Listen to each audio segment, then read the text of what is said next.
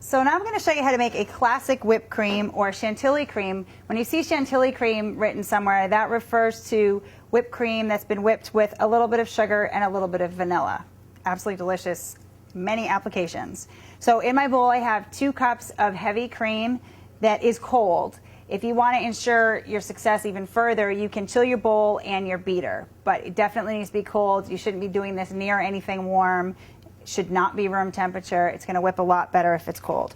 To this I'm going to add a 1/4 cup of powdered sugar and about a 1/4 teaspoon of vanilla. You can play with that a little bit, but too much vanilla, actually it will get to a point where it doesn't taste good anymore. You really want just a hint of the vanilla. I'm going to add the sugar as the cream starts to whip, just because it more evenly incorporates it. Here I'm using confectioner's sugar. You can use granulated sugar. If you use granulated sugar, you need to be even more careful about adding it really slowly as it's whipping so it gets incorporated.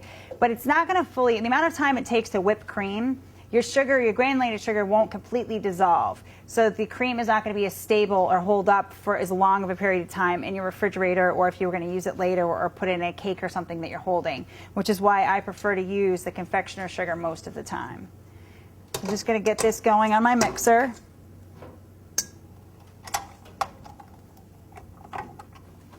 And start it slowly, then I'll gradually increase the speed. You want to watch it depending on what heavy cream you're using. Most cream in the store is 36% milk fat, but if you get it from a local farm, sometimes your milk fat content is going to be a lot higher, and you need to watch it carefully because it will over whip and turn to butter a lot faster. So you really have to always watch your cream as you're whipping it.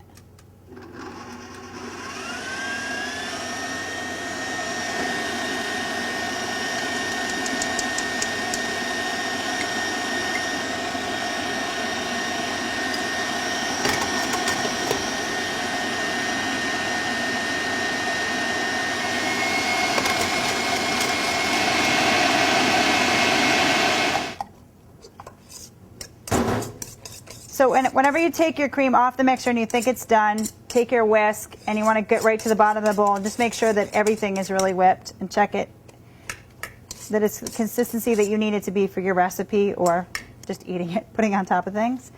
So this looks just about perfect.